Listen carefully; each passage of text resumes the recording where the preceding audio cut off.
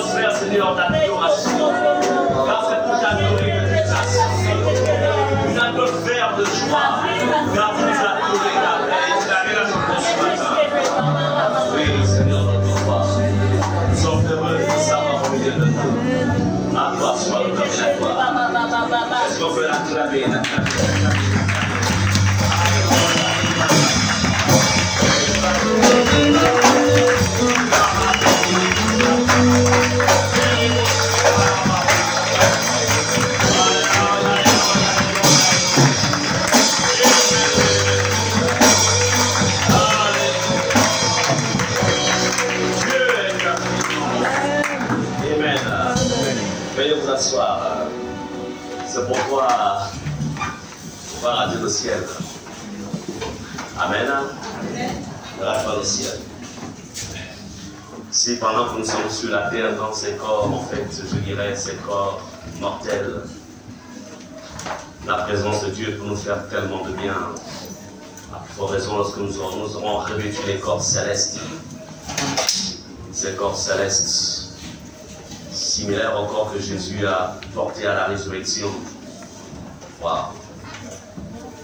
À la maison, adorer le Seigneur, adorer-le, adorer. God is good. Dieu est infiniment. Gloire à Dieu. Alors, il serait bon qu'on enlève la chaise rouge parce que, avant du service, certainement il y a des personnes qui avanceront ici. Même aussi, pour rapprocher aussi le micro. Voilà. Sans sécurité. Ok. Nous sommes au dernier jour de ce programme sur le combat contre les esprits de forêt. Je crois que vous avez eu l'occasion à la maison de réécouter le message par rapport aux esprits de forêt. Vous avez réécouté ce message. Je vous encourage de les réécouter. Écoutez et réécoutez. Il y a des messages dont on ne se passera jamais. On ne s'en passera jamais plus tôt dans la vie. Parce qu'en fait, ce sont des clés. Ce que je vous enseigne là, ce sont des clés. Il y en a peu qui ont la connaissance de ces choses. Comme j'ai coutume de vous dire, le christianisme, si vous prenez le christianisme comme une religion, vous êtes passé à côté. Parce qu'en vérité, le christianisme n'est pas une religion. C'est une science. Et Jésus en est le maître. C'est pourquoi dans la Bible, on l'appelle Rabbi, maître. Et il dit, je bâtirai mon église. Il n'a pas dit, je bâtirai une église. C'est comme pour dire, en fait, à son époque, il y avait d'autres formes d'église. Mais il dit, mon église. C'est-à-dire que l'église que moi je vais bâtir, les portes du séjour des morts ne prévaudront jamais contre elle. L'église que je bâtirai sera à mon image. Donc moi je suis la tête. Mon église sera mon corps. Mon église aura la maîtrise, en fait, des éléments de la nature. Comme moi je marche sur les eaux, eux aussi ils marcheront sur les eaux du monde. Alléluia. Amen. Comme moi je chasse les démons, mon église aussi chassera les démons. Comme je suis saint, mon église aussi sera sainte. Alléluia. Amen. Je suis amour, mon église aussi est amour. Jamais la haine ne prévaudra dans le cœur de celui qui m'appartient. Je suis miséricordieux, mon église aussi sera miséricordieuse. Alléluia. Alors tu comprends qu'en vérité, l'église de Jésus est à l'image de lui-même Jésus. C'est pourquoi, si tu prends le christianisme comme le fait de venir à l'église, t'asseoir, écouter, repartir à la maison, tu es dans l'erreur. Tu viens ici, c'est pour prendre des connaissances. Tu les prends, c'est une école. Tu les prends. Et tu as 6 jours, je vais dire ça comme ça, où l'opportunité t'est donnée de pouvoir mettre en exergue, appliquer ce qui t'a enseigné à l'église.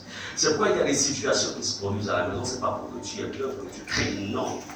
En vérité, c'est pour que tu saches comment, que tu mettes en application ce qui t'est enseigné. Est-ce que nous sommes ensemble? Écoute, pour que tu saches que Dieu est capable d'ouvrir la mer rouge, de rentrer sur la mer, il fallait bien qu'il y ait Pharaon et son armée derrière, et puis en face de tu as la mer rouge. Et c'est là que tu comprendras que le bâton que tu as en fait, toi, en fait, entre tes mains, c'est un bâton qui a la capacité d'ouvrir la mer rouge. Et donc, pour que tu puisses trembler devant Pharaon et son armée qui sont derrière, non, non, non.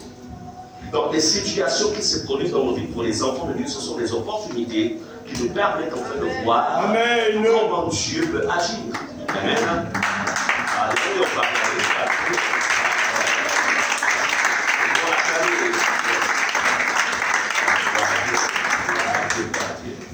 Mais il a été question pendant ces moments de parler, de vous enseigner sur, comme je le disais, sur les esprits des forêts. Les esprits des forêts. Les esprits des forêts. Si tes ennemis, par exemple, viennent à toi du côté du sud et toi tu les attends au nord, tu passes à côté, ils vont rentrer dans ta propriété. Est-ce que nous sommes d'accord? Nous sommes d'accord? Yes. Si tes ennemis viennent en fait de l'Est et que toi tu vas mettre toute ta garde du côté de l'Ouest, tu es à côté, ils entreront. Si ceux qui t'attaquent sont les esprits, par exemple, des forêts, et que toi tu te mets à attaquer les esprits des autres, tu es à côté. Si le fétiche qui a été fait contre toi est un fétiche qui a été en fait appliqué au niveau des esprits des forêts, et que tu te mets à attaquer les esprits des montagnes, par exemple, tu es à côté. Chaque territoire, chaque domaine a un type de soldat d'esprit. Comment comprendre que Jésus, je suis encore dans l'introduction, Jésus arrive dans une ville qu'on appelle Gadara. Longtemps que je vous enseigne sur les esprits territoriaux, esprits territoriaux, esprits territoriaux, esprits territoriaux, esprits territoriaux. J'ai parlé à l'ancienne Sarah, je lui ai dit, écoute, le terrain que nous venons d'atterrir pour l'église, même si c'est l'église qui va être bâtie là-bas, il nous faut atterrir cette terre. On a certainement acquis à prix d'argent, mais spirituellement, on n'a pas encore acquise. Et j'ai donné des instructions pour que nous puissions atterrir spirituellement. Écoutez, le Cap, c'est pas chez nous. C'est la zone des Pongoués, c'est les Pongoués, non? C'est pas ça. C'est leur village. Bon, il y a certains qui étaient propres, d'autres n'étaient pas. Toutes ces zones-là, c'était la grande forêt. On sait ce qui se passe dans la forêt. Surtout la forêt du Cap. Alors, toi aussi, tu vas avoir un terrain de ce côté-là, tout de suite, tu commences à vouloir bâtir. Ok, tu prends ton crédit de 20 millions, il n'y a pas de souci. Mais la vérité, c'est qu'à un moment, tu te rends compte, qu'est-ce que je fais de 20 millions? Tu as osé investir dans un endroit où tu n'as pas encore compris spirituellement. Vous comprenez cela? Ah.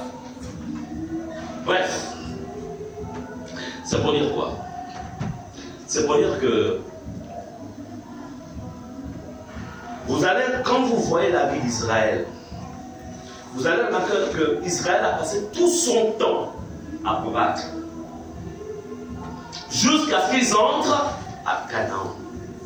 Et lorsqu'ils sont entrés à Canaan, il fallait qu'ils se battent pour conserver le territoire. Comme pour dire, le combat, il est permanent. Même s'il y a un temps de repos, est-ce qu'on est d'accord? Je vous parlais de l'histoire de Jésus qui arrive à Gadara. Il entre dans le territoire de Gadara et puis là, il y a cet homme fou. La Bible dit un homme, c'est-à-dire qu'il a déjà perdu l'identité. C'est quand le diable attaque la vie de quelqu'un, il te fait même perdre ton identité. Au lieu qu'on t'appelle par ton prénom, par exemple, ton prénom Jean, je prends un exemple comme ça, on commence à dire non, l'homme là. Alors, celui qui marche torse nu là, celui qui parle beaucoup, mais qu'on ne dira plus Jean qui parle, on a celui qui parle beaucoup. Ah, celui qui aime les bagarres là, celui qui passe son temps à taper sa femme, ah, celui dont la femme est constamment en train de. Donc, le diable vient pour changer. Donc, cet homme qui a Gadara, c'est l'histoire. Jésus doit maintenant s'occuper de son cas. Parce que Jésus, il est l'homme, en fait, il est celui qui traite les cas difficiles.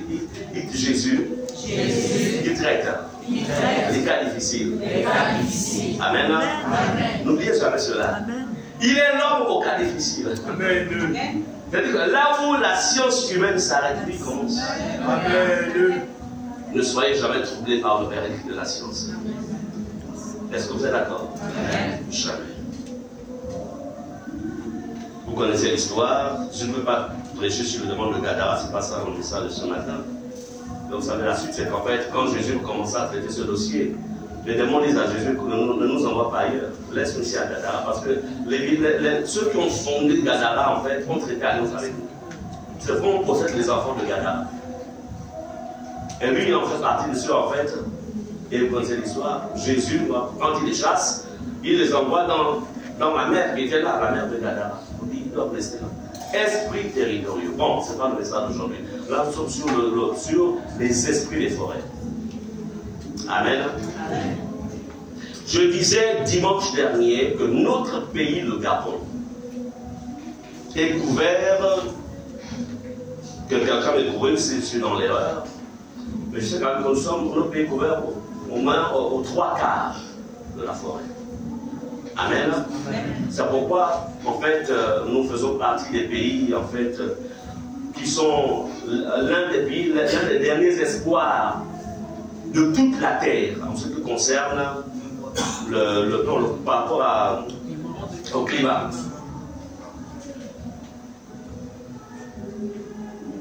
Amen.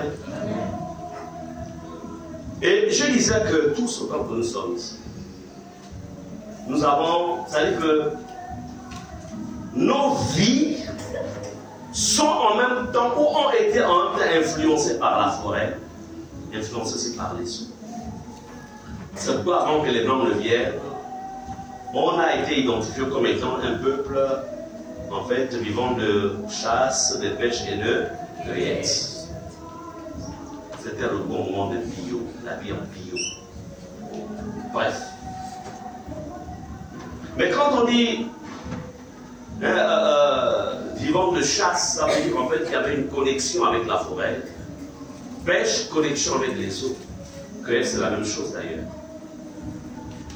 Tous, autant que nous sommes, nous avons des références, c'est-à-dire que sur le plan spirituel, il y a des références avec le monde de la forêt et le monde des eaux. Et je disais ceci, vous voyez, lorsque Dieu va demander en fait à Élie de traiter le problème de l'idolâtrie en Israël au temps du roi Akab, il y avait en fait 350 prophètes de Baal, non 450 prophètes de Baal et 350 prophètes d'Astarté. Est-ce que vous comprenez cela? Mais il y a quelque chose qui va en fait échapper en fait à Élie.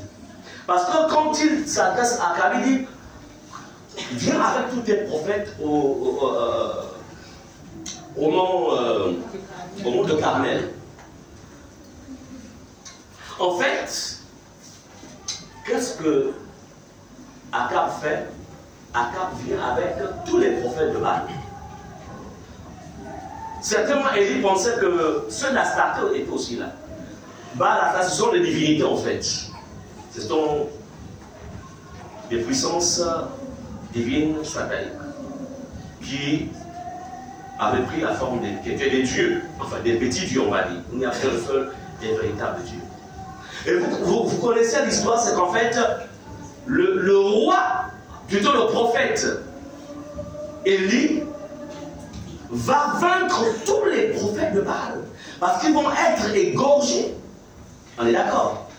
Mais, sans savoir, vous avez oublié qu'il y avait les prophètes d'Astarté que Jézabel, en fait, avait caché avec Baal.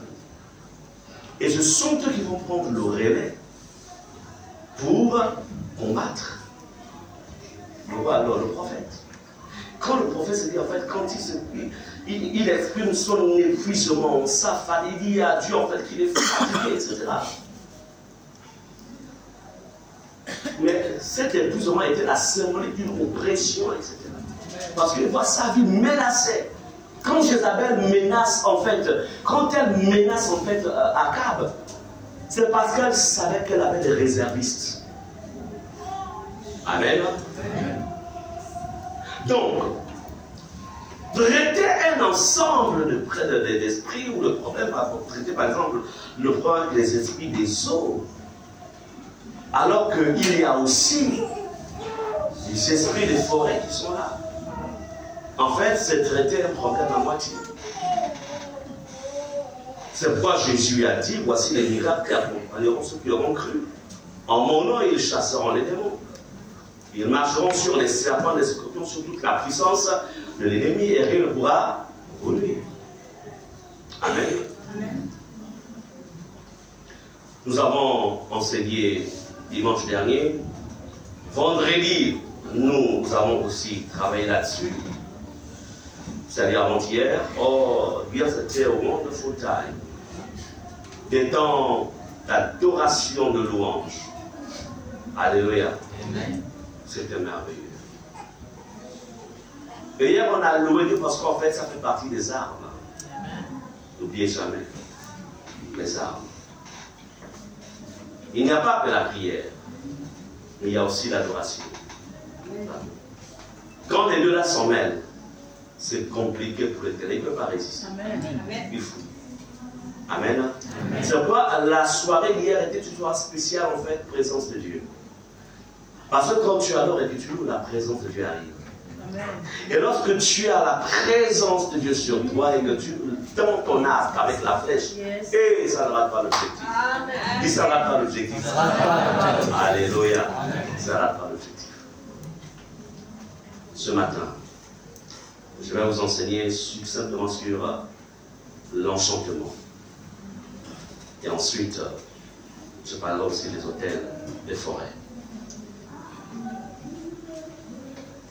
Nombre 23, verset 23.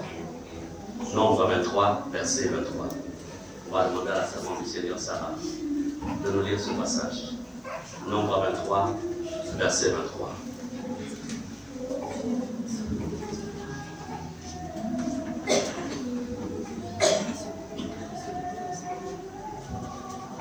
Nous saluons l'arrivée de notre ancienne Gisèle. Elle vient de Port-Gentil, elle est toute belle, toute composée. Dieu te bénisse. Nombre 23, verset 23. L'enchantement ne peut rien contre Jacob, ni la divination contre Israël. Au temps marqué, il sera dit à Jacob et à Israël, quelle est l'œuvre de Dieu. Amen. Nous allons ensemble relire ce passage parce que c'est un passage, moi j'appelle ça, c'est une épée. À la place de Jacob, tu mets ton prénom, ton nom, prénom. À la place d'Israël, tu mets toute ta famille. Amen. Ensemble. L'enchantement ne peut rien contre ni la divination contre. Amen. Bien-aimé, c'est quoi l'enchantement? L'enchantement, c'est soumettre un homme par la magie, par des pratiques occultes. L'enchantement. Même toi, enfant de Dieu, ne pense pas que c'est parce que tu es enfant de Dieu qu'il n'y a pas de pratiques d'enchantement qui peuvent être faites contre toi. Alors n'y pense pas. C'est une erreur si tu crois. Si tu crois que rien ne se passe contre ta vie. Et d'ailleurs, les enfants de Dieu sont des cibles potentielles.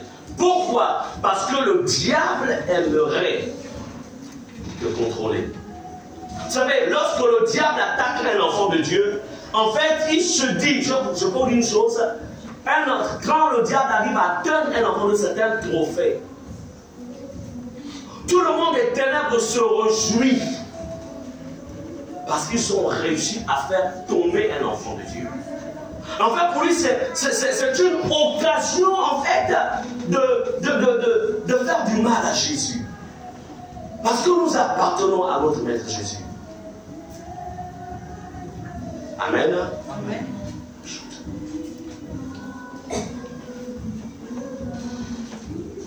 Bien-aimé, l'enchantement, comment ça fonctionne? On va prendre un exemple. La représentation, par exemple, de quelqu'un, et ensuite, ou avec son nom, son prénom, cela est entraîné dans la forêt. Parce qu'il y a un chaman là-bas dans la forêt, c'est-à-dire un sorcier, un féticheur. Il y a un hôtel dans cette forêt. Et ensuite, des déclarations sont faites. On parle, la personne parle, la personne parle, la personne parle. Et tout ce qu'on veut, que la personne fasse ou devienne, cela est décrété dans le monde de la forêt à partir d'un hôtel. Et vous ne comprendrez pas pourquoi celui qui était ouvert à votre égard, qui était prêt en fait à vous offrir une faveur, change subitement de comportement, d'attitude. L'enchantement ne peut rien contre Jacob. Mais l'enchantement ne peut rien si Jacob se lève et décide de combattre. Si Jacob n'a pas la connaissance d'où viennent ses ennemis et qui sont ses ennemis, il sentira l'oppression et la pression. Donc comprenez qu'il y a dans ce monde autour de toi, même parfois proche de vous, des personnes, en fait, qui ont des alliances avec le monde des ténèbres et qui veulent vous soumettre. Contrôlez en fait tout ce qui vous concerne. Contrôlez votre âme, contrôlez votre vie. Ils veulent contrôler votre famille. Contrôler vos affaires. Ils veulent vous contrôler. Est-ce qu'on est ensemble? Et ce n'est pas un contrôle, en fait, sur le plan, comment dirais-je, ce n'est pas un contrôle sur le plan naturel. Non, non, non. C'est mystique. Sur le plan mystique. Tu ne comprends pas pourquoi tu ne pries plus comme il faut. Ta vie de prière, en fait, baisse. Ce n'est pas que tu n'aimes pas la prière. Mais au moment où tu veux prier, tu sens qu'en fait, il y a des fatigues qui viennent. Amen. Sache que tu es dans le viseur de tes adversaires. Parce que la prière est ta force. Un enfant de Dieu peut lire la Bible, c'est bien. La Bible, c'est prendre des munitions et les stocker. La prière, c'est l'arme dans laquelle tu mets des munitions pour tirer. Est-ce que vous comprenez cela? Donc si on te désarme, même si tu as des munitions, tu vas tirer comment? Et tu es en face de toi Goliath, tu fais comment? C'est pourquoi la première chose que le monde des ténèbres fait, quand il veut t'atteindre, il te désarme avec la prière. Tu ne pries plus comme il faut. Tu ne te réveilles plus aux heures que le Saint-Esprit te demande de te réveiller.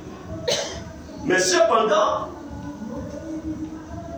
à la même heure, si tu as un Zoom avec ton parent aux États-Unis, tu attendras jusqu'à 24 heures. Parce qu'il t'a dit que le lendemain, il doit te faire un monégramme de 300 000. Donc tu vas veiller jusqu'à 24 heures. Et pourtant tu as une journée chargée. Mais le même poids de travail que tu as eu dans la journée, pour te réveiller à 24 heures par rapport à la prière, tu dis je suis fatigué, je vais prier le lendemain matin. Temps de prière, en fait, sache que dans la dimension de l'esprit, il y a une action des ténèbres contre toi, au champion. Amen.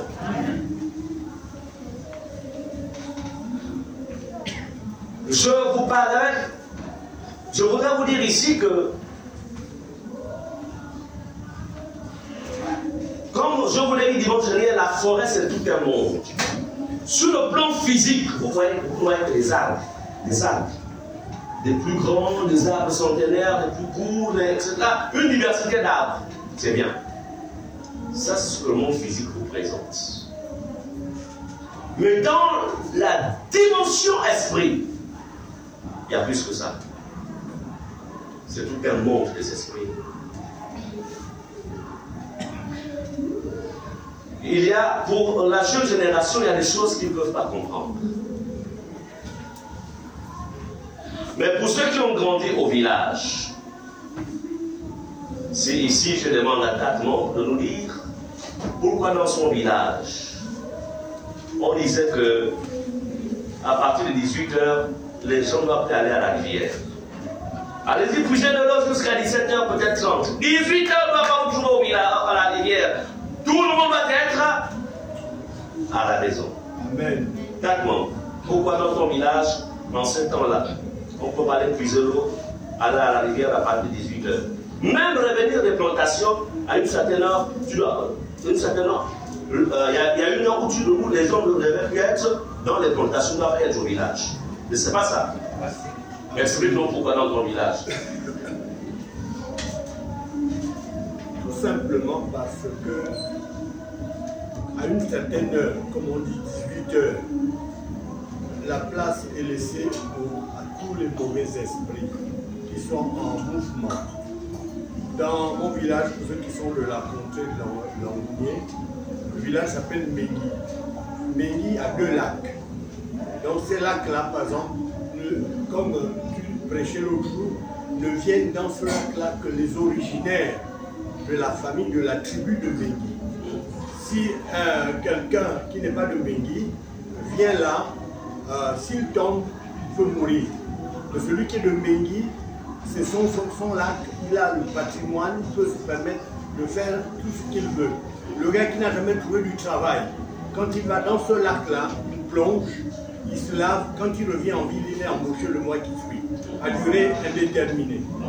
Donc c'est pour dire en fait que pendant cette période de 18 h, l'heure indiquée, ils ont relâché tous les mauvais esprits. Les mauvais esprits sont en mouvement.